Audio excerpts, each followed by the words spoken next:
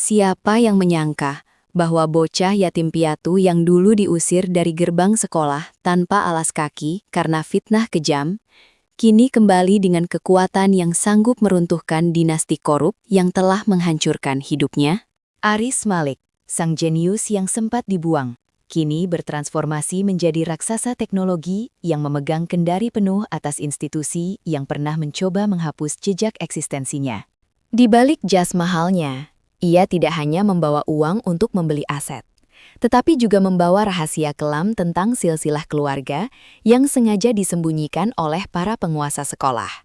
Saat kebenaran terungkap di tengah konfrontasi besar di ruang rapat, dunia menyadari bahwa kehormatan sejati tidak terletak pada harta jarahan, melainkan pada ketangguhan jiwa yang tetap tegak meski dihantam badai pengkhianatan paling menyakitkan.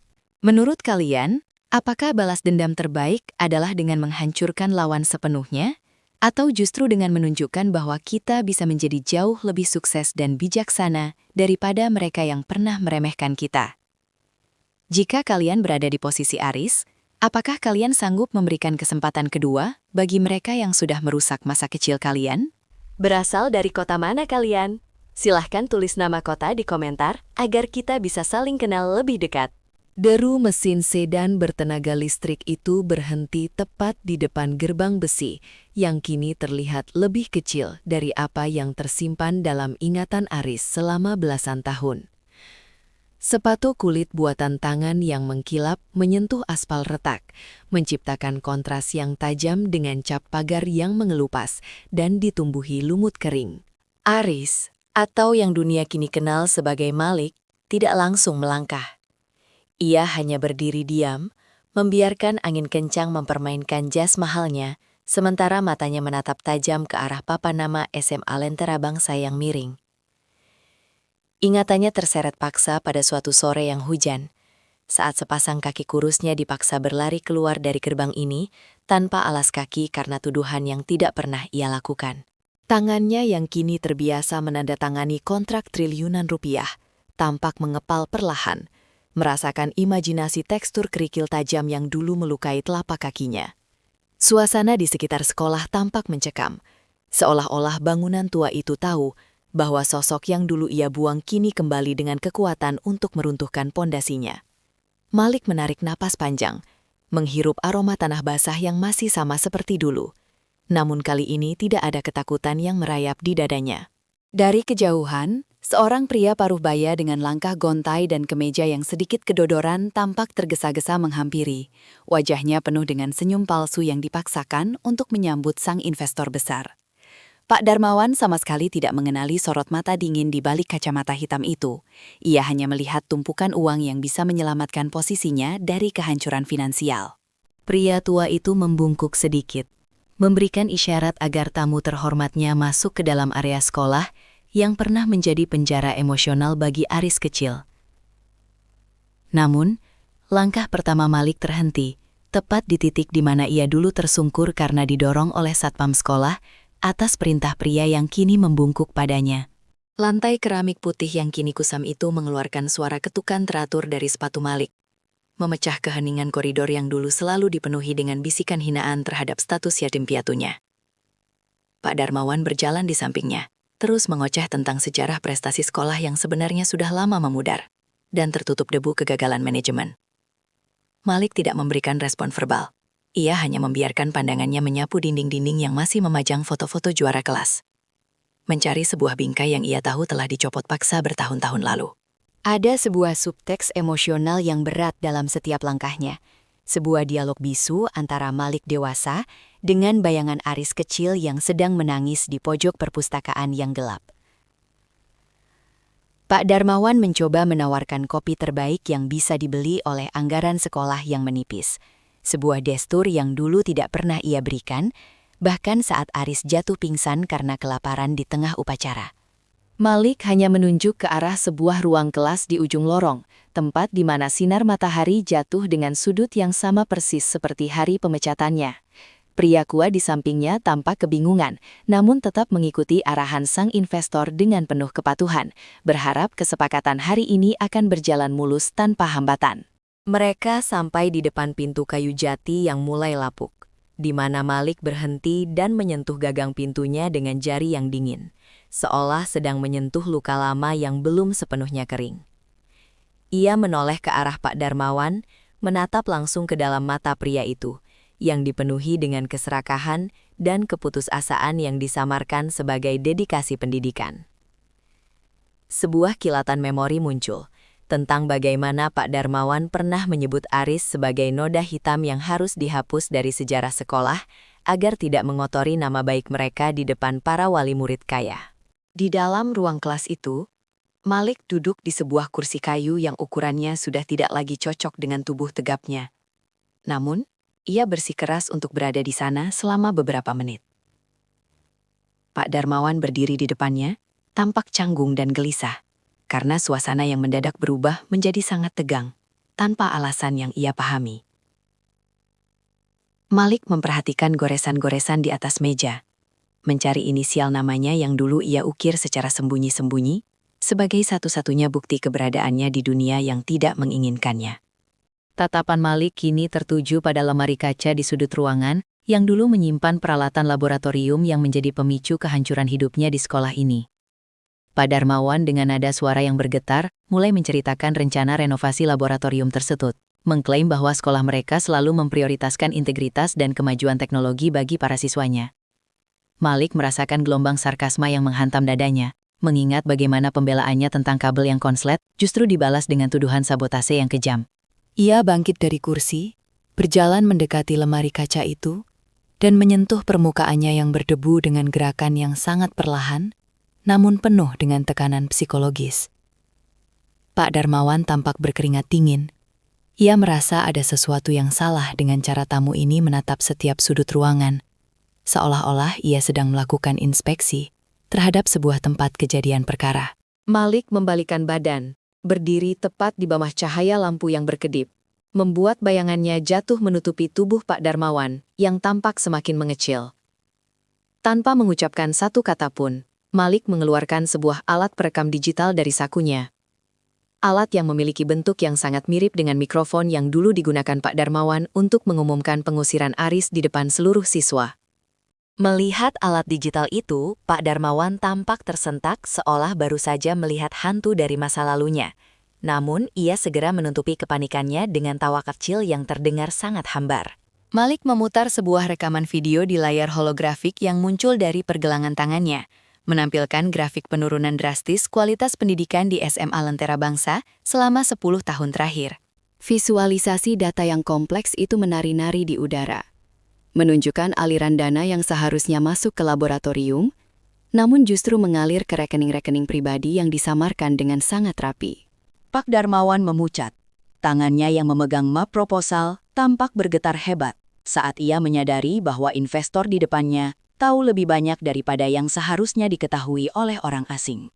Malik hanya memperhatikan perubahan warna kulit di wajah pria itu, menikmati setiap detik kehancuran mental yang sedang berlangsung melalui fakta-fakta digital yang tak terbantahkan. Tidak ada teriakan atau makian, hanya desis napas pendek Pak Darmawan, yang mencoba menyusun kebohongan baru untuk menutupi lubang yang semakin besar di bawah kakinya. Malik melangkah mendekat, membuat jarak di antara mereka hilang, sehingga aroma parfum mahal Malik bertabrakan dengan bau keringat ketakutan dari sang kepala sekolah. Ia memberikan sebuah kode melalui transmisi saraf ke asistennya yang berada di luar, memerintahkan untuk segera memulai tahap pengambil alihan aset digital sekolah secara paksa namun legal. Pak Darmawan mencoba memegang lengan Malik untuk memohon waktu. Namun, sentuhan itu segera ditepis dengan gerakan yang menunjukkan betapa kotornya pria tua itu di mata Malik. Keadaan menjadi semakin kacau ketika sirine dari sistem keamanan sekolah tiba-tiba berbunyi, menandakan bahwa seseorang telah mencoba masuk ke dalam basis data rahasia yayasan tanpa izin yang sah. Suara sirine itu melengking tajam, memantul di dinding-dinding koridor, dan menciptakan kepanikan di antara para guru yang sejak tadi mengintip dari kejauhan dengan penuh kecemasan. Pak Darmawan bergegas menuju pintu, mencoba memeriksa apa yang terjadi pada sistem keamanannya yang selama ini ia banggakan sebagai yang tercanggih di kota ini. Namun, pintu ruang kelas itu tidak mau terbuka, terkunci oleh protokol keamanan eksternal yang dikendalikan sepenuhnya dari pusat data Novatek yang berada ribuan kilometer jauhnya. Malik tetap berdiri tenang di tengah ruangan, tidak menunjukkan tanda-tanda keterkejutan sedikitpun, seolah-olah semua kekacauan ini adalah bagian dari simfoni yang telah ia susun dengan sangat teliti. Pak Darmawan mulai menggedor pintu dengan panik, wajahnya kini tidak lagi menunjukkan topeng kepemimpinan, melainkan wajah seorang pengecut yang terjepit di dalam perangkapnya sendiri. Ia berbalik ke arah Malik, suaranya kini pecah saat ia bertanya tentang apa sebenarnya tujuan dari semua sandiwara akuisisi ini, jika pada akhirnya ia justru disudutkan seperti kriminal. Malik hanya melepaskan kacamata hitamnya, memperlihatkan sepasang mata yang tajam dengan bekas luka kecil di pelipisnya. Bekas luka yang didapat Aris saat ia dilempari batu oleh Raihan di halaman sekolah ini. Detik itu juga, waktu seolah berhenti bagi Pak Darmawan. Ia menatap mata itu, dan sebuah ingatan tentang seorang bocah yatim piatu yang malang mulai muncul ke permukaan ingatannya seperti gelembung udara yang pecah. Ia mundur selangkah, menunjuk ke arah Malik dengan jari yang lunglai. Mencoba mengucapkan sebuah nama yang sudah lama ia hapus dari daftar ingatan manusianya. Sebelum nama itu terucap sepenuhnya, layar hologram di ruangan tersebut berubah menjadi merah dan menampilkan sebuah dokumen lama berjudul Surat Pemecatan Aris Malik, Rahasia. Tulisan berwarna merah darah itu berdenyut di udara, membiaskan cahaya yang menyinari wajah pucat Pak Darmawan, hingga ia tampak seperti mayat yang baru saja bangkit dari kubur sejarahnya sendiri. Tenggorokan pria tua itu mendadak kering kerontang, menyisakan suara parau yang gagal membentuk kata-kata permintaan maaf saat ia menyadari bahwa bocah yang dulu ia usir tanpa belas kasihan, kini telah bertransformasi menjadi penguasa teknologi yang memenang mahar finans sekolah ya. Malik tidak bergerak 1 inci pun. Ia hanya membiarkan keheningan yang mencekam itu menguliti sisa-sisa harga diri Pak Darmawan yang selama ini dibungkus dengan jubah integritas palsu. Di luar ruangan, gedoran pintu dari staf administrasi terdengar seperti detak jantung yang berpacu dengan waktu, mencoba menembus pertahanan digital yang sengaja Malik pasang untuk mengisolasi sang kepala sekolah. Ruangan itu kini terasa sangat sempit bagi Pak Darmawan. Setiap sudutnya seolah membisikkan kembali kalimat-kalimat penghinaan yang dulu ia lontarkan kepada Aris kecil di depan seluruh staf pengajar. Malik mengambil sebuah pulpen mahal dari sakunya, memainkannya di antara jemari yang dulu gemetar saat memegang sisa makanan. Sementara matanya terus mengunci pergerakan Pak Darmawan yang kini bersimpuh di dekat kakinya. Tidak ada nada kemarahan dalam tatapan Malik. Hanya ada kekosongan yang jauh lebih menakutkan karena menunjukkan bahwa kebenciannya telah berubah menjadi rencana strategis yang dingin dan terukur. Pak Darmawan mulai meratap tanpa suara. Tangannya yang keriput mencoba menyentuh ujung sepatu Malik sebagai bentuk permohonan ampun yang paling hina dari seorang pria yang pernah merasa dirinya adalah Tuhan di lingkungan sekolah ini. Keadaan semakin dramatis ketika layar hologram di belakang Malik mulai memutar rekaman CCTV hari di mana Aris difitnah, memperlihatkan wajah seseorang yang selama ini menjadi dalang utama di balik konspirasi tersebut. Rekaman hitam putih yang kasar itu memperlihatkan sosok Raihan muda yang dengan sengaja memasukkan peralatan laboratorium ke dalam tas Aris. Sebuah kebenaran yang selama 15 tahun terkubur di bawah tumpukan uang donasi dari keluarga kaya. Malik menatap layar itu dengan ekspresi datar, namun rahangnya yang mengeras menunjukkan betapa besar badai emosi yang sedang ia bendung agar tidak meledak dan menghancurkan semua rencana yang telah ia susun. Pak Darmawan terperangah. Ia baru menyadari bahwa ia telah menjadi alat bagi kejahatan seorang remaja manja demi menjaga aliran dana pembangunan gedung olahraga yang kini pun sudah mulai roboh dimakan usia. Suara langkah kaki yang berat terdengar dari arah luar jendela, di mana seorang pria dengan seragam administrasi yang kusam tampak sedang menyapu halaman dengan wajah yang penuh dengan guratan kegagalan hidup. Raihan, yang dulu adalah pangeran sekolah yang sombong, kini hanyalah bayangan dari masa lalunya yang gemilang, terjebak dalam pekerjaan rendahan di sekolah yang dulu ia kuasai dengan cara yang curang. Malik melangkah menuju jendela, memerhatikan Raihan yang kini sedang memunguti sampah plastik dengan tangan gemetar. Sangat kontras dengan gambaran pemuda atletis yang dulu sering merundung Aris di lapangan basket.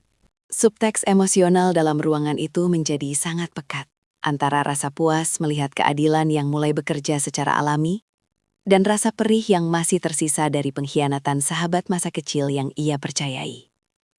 Pak Darmawan mencoba menawarkan informasi tambahan mengenai keberadaan orang tua kandung Malik yang selama ini disembunyikan. Sebuah upaya terakhir untuk menyogok hati sang miliarder agar mau membatalkan proses likuidasi aset sekolah. Namun, Malik justru tersenyum dingin.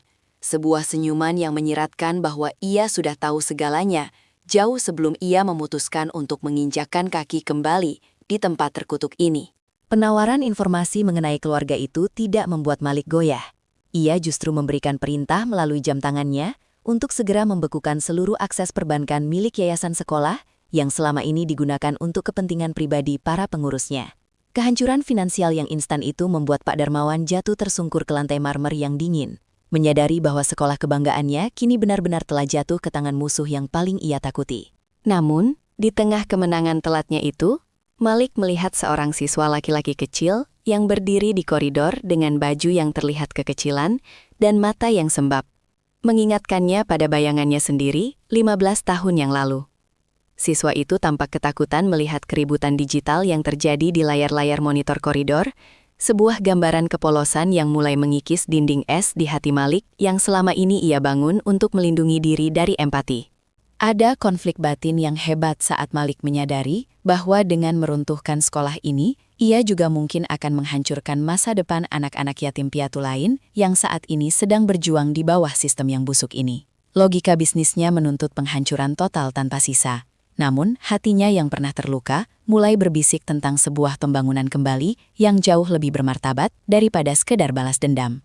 Pak Darmawan yang melihat keraguan sesaat di mata Malik, mencoba merangkak mendekat dan memohon agar anak-anak didik mereka tidak menjadi korban dari perselisihan masa lalu yang sudah berkarat.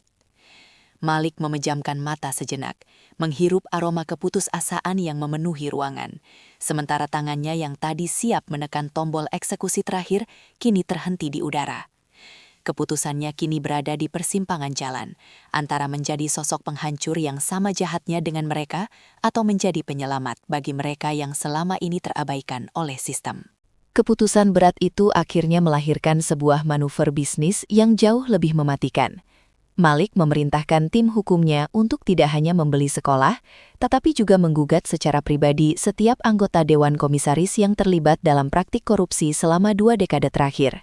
Strategi ini dirancang untuk membersihkan akar-akar busuk tanpa harus menebang pohonnya secara keseluruhan, membiarkan gedung-gedung tua ini tetap berdiri sebagai saksi bisu atas transformasi moral yang akan segera terjadi. Pak Darmawan tertegun saat melihat draft kontrak baru yang muncul di hadapannya.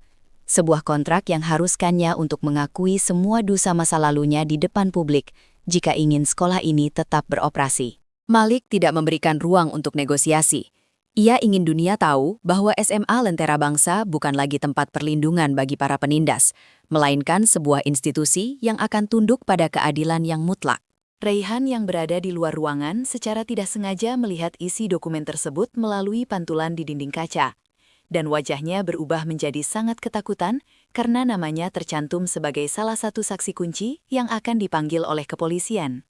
Ia mencoba melarikan diri menuju gerbang belakang, namun 2 orang pengawal Malik yang berpakaian sipil sudah berdiri di sana dengan sikap yang sangat mengintimidasi, menghalangi jalan keluar bagi sang pengecut. Di dalam ruangan, Malik mulai membongkar brankas rahasia di balik lukisan sekolah yang selama ini dianggap sebagai tempat keramat oleh Pak Darmawan. Menemukan tumbukan dokumen yang membuktikan bahwa beasiswa Aris dulu sebenarnya tidak pernah dicabut oleh donatur, melainkan ditilap oleh administrasi sekolah. Kenyataan ini membuat Malik merasakan ledakan emosi yang lebih hebat dari sebelumnya. Karena itu berarti, ia selama ini hidup dalam kemiskinan yang dipaksakan oleh orang-orang yang seharusnya melindunginya. Dokumen beasiswa yang telah menguning itu digenggam Malik dengan sangat kuat, hingga kertasnya hampir robek. Menjadi bukti fisik yang paling menyakitkan tentang betapa sistematisnya mereka menghancurkan hidup seorang anak kecil. Ia menatap Pak Darmawan dengan pandangan yang seolah bisa menembus jantung pria itu, menyadari bahwa setiap kesulitan yang ia lalui di jalanan dulu sebenarnya adalah hasil dari sebuah pencurian yang terencana dengan sangat rapi. Tidak ada lagi ruang untuk belas kasihan di mata Malik. Ia segera mengaktifkan fitur siaran langsung di seluruh sistem layar pintar sekolah, memaksa setiap orang yang ada di dalam kompleks tersebut untuk melihat bukti-bukti kejahatan yang selama ini disembunyikan. Wajah-wajah para guru yang tadinya acuh tak acuh kini berubah menjadi penuh dengan rasa malu dan ketakutan saat melihat transaksi keuangan ilegal yang terpampang nyata di depan mata mereka. Pak Darmawan hanya bisa menutup wajahnya dengan tangan, meratapi nasibnya yang kini menjadi tontonan publik dan sasaran amarah dari komunitas pendidikan yang selama ini ia tipu. Malik melangkah keluar dari ruangan dengan wibawa yang tak tertandingi, meninggalkan Pak Darmawan yang hancur berkeping-keping di atas lantai marmer yang ia banggakan. Di ujung koridor, ia berpapasan dengan Raihan yang sudah tertangkap oleh pengawalnya. Dan untuk pertama kalinya setelah 15 tahun, kedua pria itu saling menatap dalam jarak yang sangat dekat. Raihan gemetar hebat. Ia mencoba mencari sisa-sisa persahabatan di wajah Malik, namun yang ia temukan hanyalah dinding es yang sangat tebal dan dingin yang mustahil untuk ditembus dengan kata-kata maaf yang terlambat. Namun saat Malik hendak melangkah pergi meninggalkan sekolah itu untuk sementara, sebuah panggilan telepon mendadak masuk ke ponsel pribadinya, mengabarkan bahwa ada pihak ketiga yang lebih kuat yang mencoba melakukan intervensi terhadap proses akuisisi ini. Getaran gawai di telapak tangan Malik seolah menjadi denyut nadi baru yang memaksa jantungnya berdegup lebih kencang di tengah keheningan lorong sekolah yang mulai meredup. Suara di seberang telepon memberikan informasi tentang konsorsium pimpinan keluarga Wijaya, ayah dari Raihan, yang mencoba menggunakan jalur politik untuk membekukan dana akuisisi dengan dalih pemeriksaan sumber modal. Malik tidak membalas dengan kata-kata. Ia hanya menutup sambungan itu dengan gerakan jempol yang sangat tenang. Meski binar di matanya menunjukkan sebuah perhitungan yang sangat dingin terhadap manuver terakhir para penindasnya. Ia tidak kembali ke sedan mewahnya, melainkan berbalik arah menuju gedung pusat administrasi, tempat para dewan komisaris sedang berkumpul dalam kepanikan luar biasa untuk menyelamatkan sisa-sisa kekuasaan mereka. Sosok Malik yang menjulang tinggi dengan bayangan panjang di bawah lampu koridor yang berkedip, memberikan aura intimidasi yang membuat para guru yang berpapasan dengannya secara refleks menepi dan menundukkan kepala.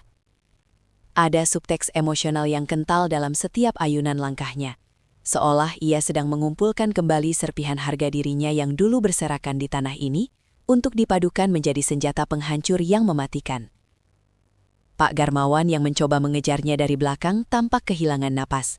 Suaranya yang parau mencoba memohon agar masalah keluarga Wijaya jangan diseret ke dalam urusan sekolah yang sudah diambang kehancuran. Malik berhenti tepat di depan pintu ruang rapat utama yang terbuat dari kayu jati kokoh, menyentuh permukaannya yang mengkilap, sementara telinganya menangkap suara perdebatan sengit dari dalam tentang bagaimana cara menyingkirkan si anak yatim piatu itu sekali lagi.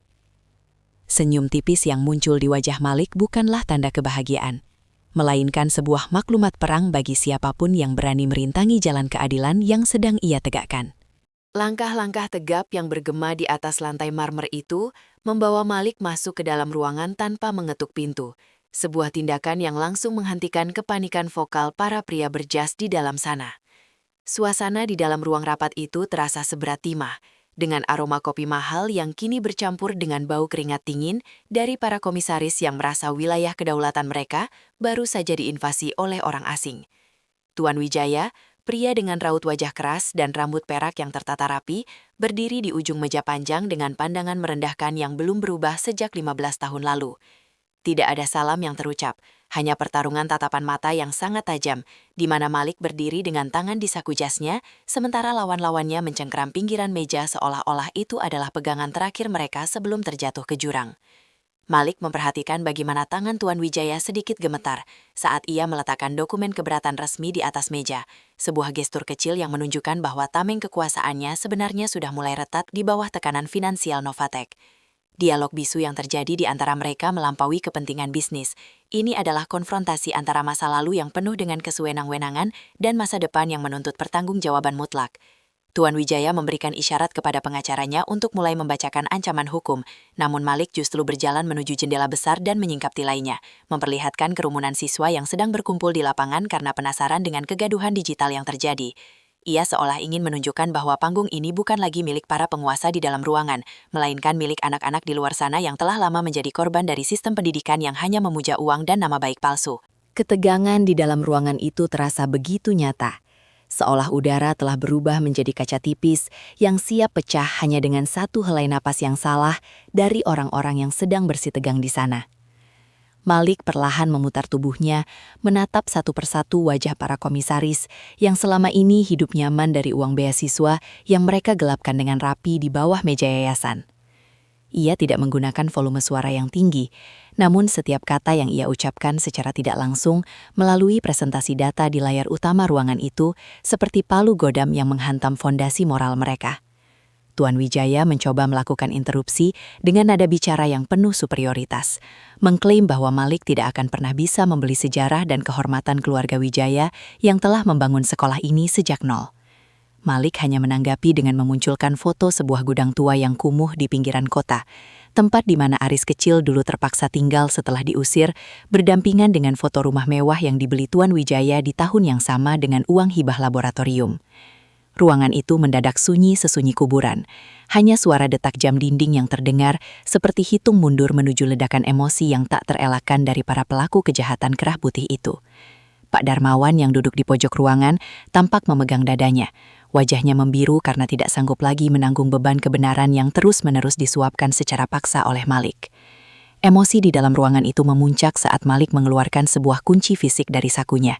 Kunci yang dulu seharusnya menjadi akses Aris menuju ruang penelitian, namun justru digunakan untuk mengurungnya di hari fitnah itu terjadi. Kunci itu ia letakkan di tengah meja, menciptakan denting logam yang sangat nyaring, yang seolah-olah memanggil kembali semua hantu pengkhianatan yang selama ini mereka coba lupakan dengan tumpukan harta.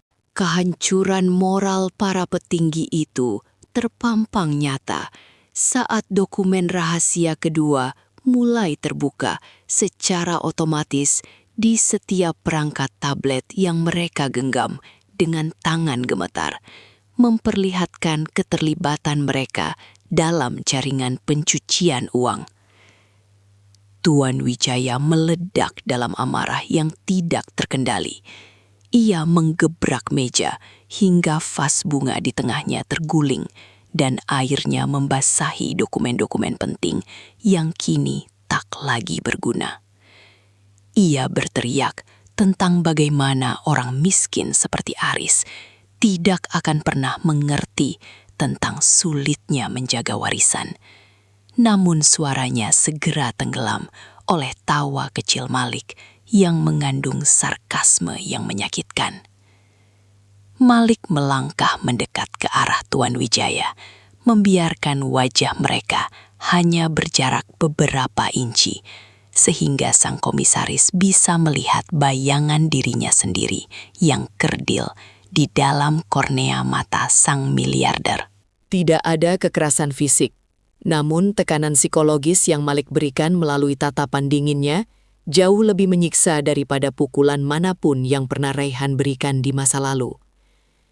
Malik secara halus menyinggung tentang masa depan Raihan yang kini berada di bawah kendalinya.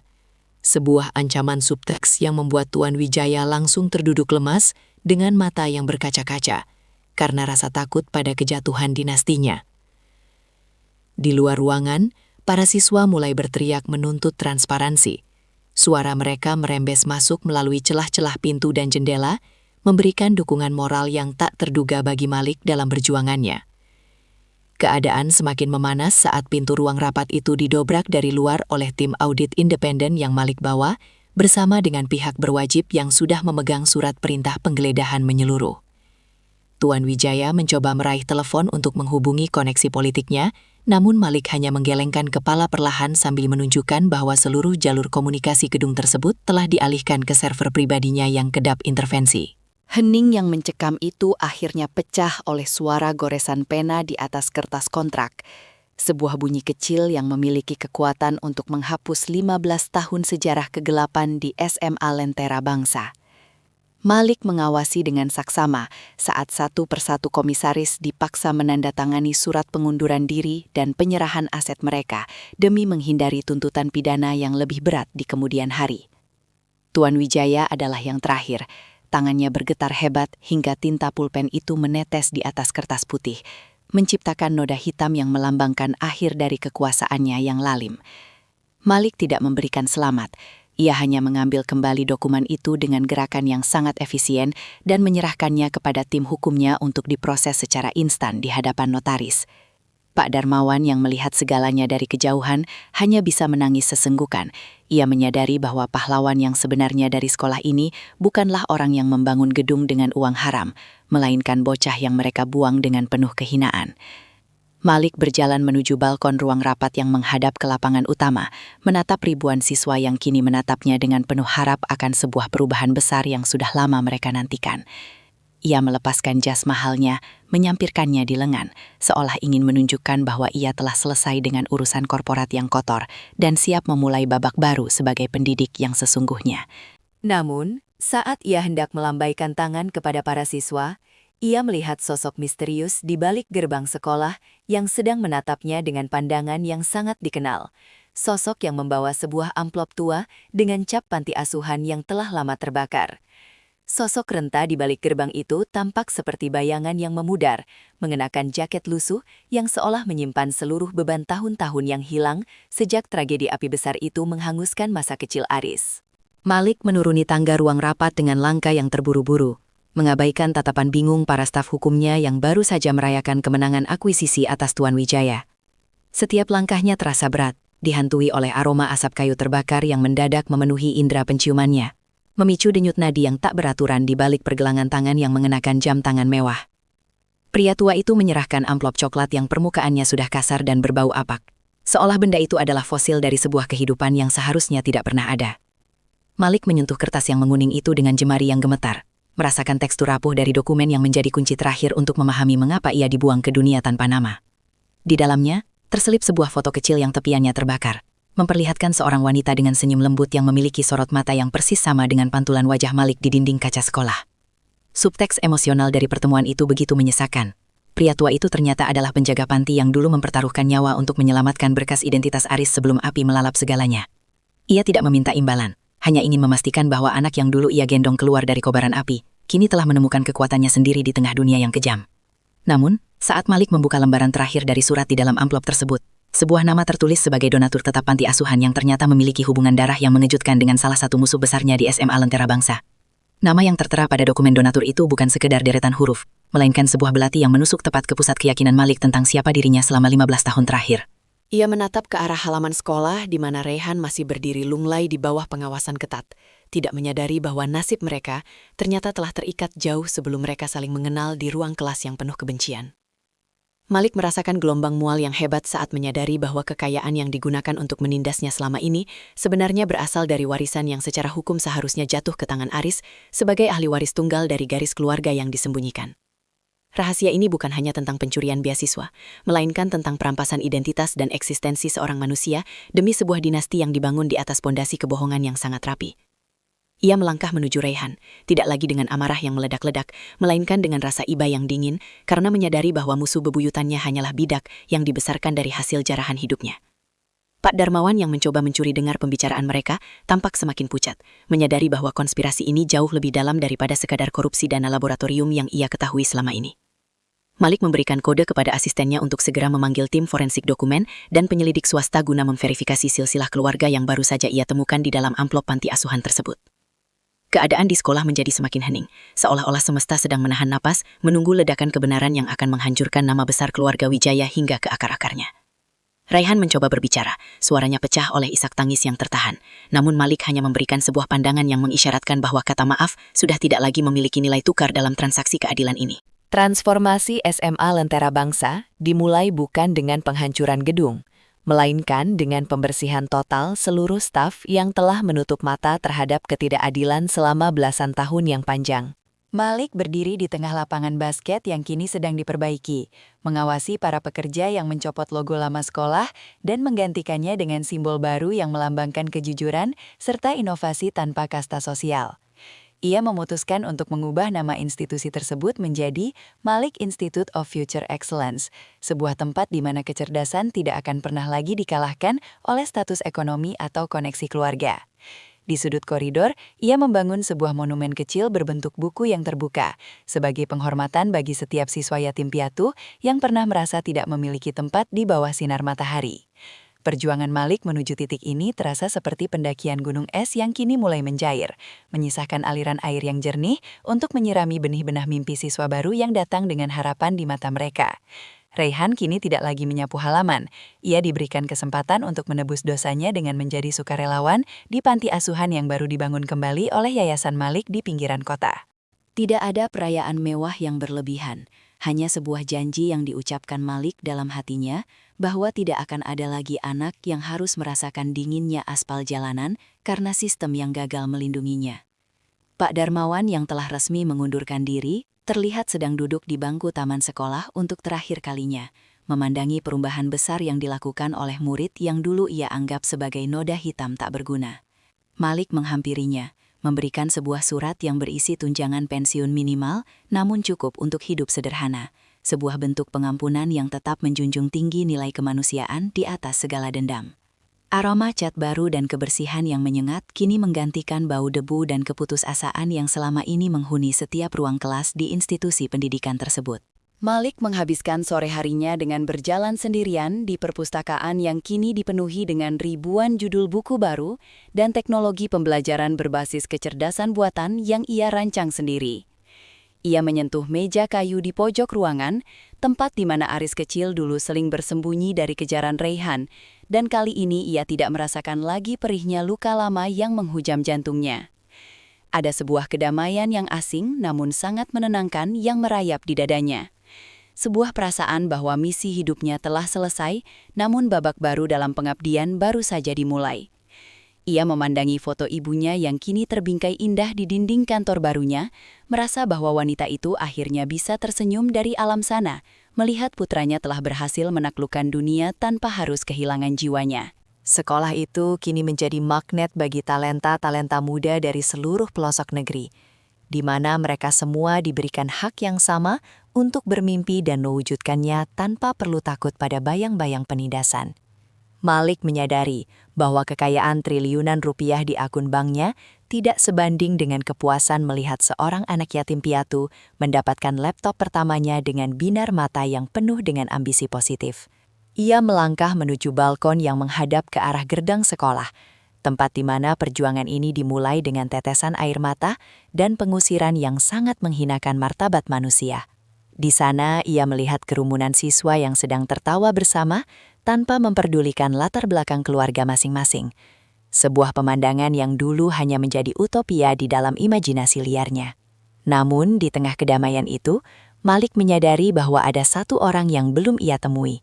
Satu-satunya orang yang memegang potongan terakhir dari teka-teki masa lalunya yang belum terucap. Matahari terbit dengan cahaya keemasan yang menembus celah-celah gedung pencakar langit, membasuh wajah Malik yang kini tampak jauh lebih tenang dan penuh dengan wibawa seorang pemimpin sejati. Ia berdiri di podium saat acara peresmian kembali sekolah tersebut, menatap ribuan mata yang memancarkan kekaguman serta harapan yang begitu besar terhadap masa depan pendidikan di tangan seorang mantan yatim piatu. Malik tidak memulai pidatonya dengan angka-angka pertumbuhan finansial atau pencapaian teknologi Novatek, melainkan dengan sebuah cerita tentang seorang bocah yang hanya memiliki sebuah pensil pendek dan sebuah mimpi besar di tengah badai fitnah. Suaranya yang tenang namun bertenaga bergema di seluruh lapangan, menyentuh hati setiap guru dan siswa yang kini menyadari bahwa kegagalan hanyalah sebuah tikungan tajam menuju jalan kesuksesan yang lebih besar. Ia mengumumkan pembukaan beasiswa abadi yang dinamai sesuai nama ibunya, sebuah warisan cinta yang akan terus mengalir meskipun ia sendiri suatu saat nanti sudah tidak lagi berada di dunia ini. Malik menutup pidatonya dengan sebuah pesan sederhana namun mendalam tentang pentingnya menjaga integritas di tengah kemilau harta dan kekuasaan yang seringkali menyesatkan nurani manusia yang lemah. Ia turun dari podium, disambut oleh tepuk tangan yang tidak kunjung berhenti, sebuah pengakuan tulus yang tidak perlu dibeli dengan uang suap atau manipulasi jabatan seperti yang dilakukan para pendahulunya. Perjalanannya dari seorang anak yang dibuang hingga menjadi raksasa teknologi yang menyelamatkan sekolahnya sendiri telah mencapai titik akhir yang manis dan bermartabat. Malik melangkah menuju mobilnya, menoleh sekali lagi ke arah gedung SMA Lentera Bangsa yang kini telah bersinar terang, lalu tersenyum pelan menyadari bahwa ia telah berhasil mengubah reruntuhan masa lalunya menjadi sebuah mercusuar bagi masa depan. Kini, ia tidak lagi berlari menjauh dari masa lalu, melainkan melangkah maju bersama semua kenangan itu menuju hari esok yang jauh lebih cerah dan penuh dengan kepastian yang indah.